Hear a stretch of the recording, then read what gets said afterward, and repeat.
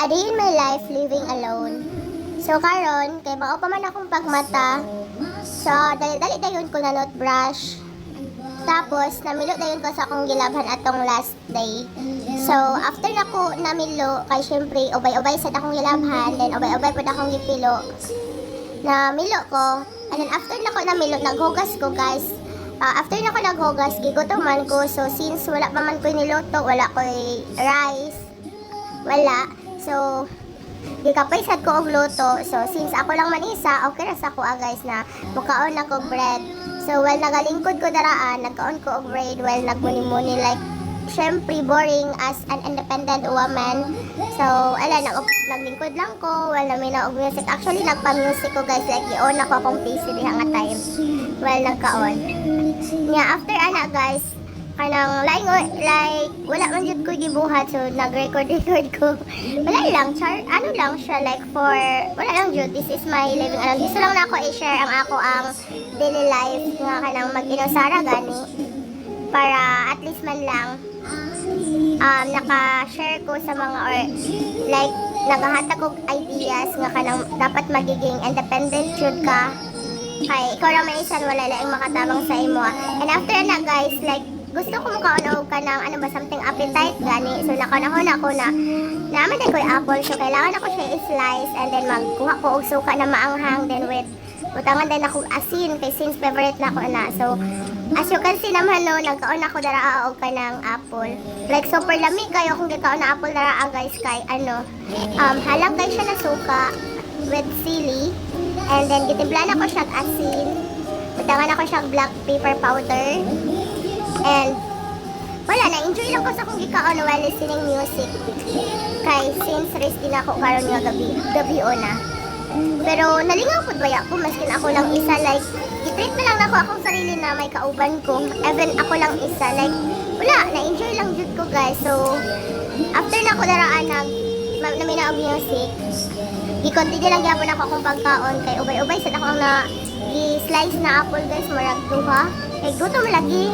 Kay last na ko nakaon is ano pa lang siya morning, which is 3 a.m. in the morning. So sa ko'y dili gutomon, di ba? So bali natingog akong kaon diri ang dapita. Like gutom jud siya. Duha ka slice na bread. Tapos duha ka buo na apple akong i-slice. So wala jud ko nagtipid guys. Like lami kayo kung gikaon dara o suka. Halang jud kayo na nga suka guys. Like daig pa'y mangga kauno nimo kay grabe. Super lami yun siya. Makaingon jud ko best ang apple sa ko tas butangang suka og sili tapos with asin. Best kay siya para sa ko kay malasahan jud na ako. I don't know yet sa mga uban ha kay amo koy uban nga tao dili sila mahilig og tawag aning apple gani na butangan og asin. Pero ako like murag gina ano na ko sila as mangga ba ang apple. Like grabe ingon ana jud ko ka ulit mo ka og apple guys. And then after na ko dara nagkauno like continue na ko siya. So ang ako friend si Romnel, sige siya panawag kay pala agon to nila sila like magluto daw mi like mag ano mi ba kanang share bayad kumbaga amot na sa Bisaya amutan 200 per each kay magluto daw mig sinigang ya since busy pa man ang inyong ate. So ayan wala pa na ko gitubag, sorry Nel, pero mukhaon sa akong apple charot it hungry lang. Ito guys, na-enjoy jud ko sa akong pagkaon na like so yung pagka ng ano murag gihimong sabaw ang ano ba murag gihimo na akong sabaw ang suka, pero actually grabe kaya like favorite na ko na yun ani like guava or bayabas in Bisaya. Like butangan akong asin, suka, murag feel na ko lami na jud na tapos apple, especially green apple. Pero mahal-mahal magud ang green apple. So kanilang sa apple na ano, red apple kay murag maura na jud na akong ma-afford.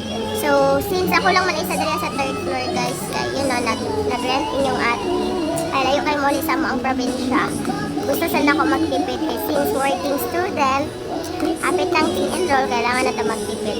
So guys, diri lang na akong taman or diri lang na ako tama na ako ang video, no? So, daghang salamat sa panonood, sa pagsuporta sa inyo, ha? See you on my next video. Thank you so much. Amping mo kanunay, diha.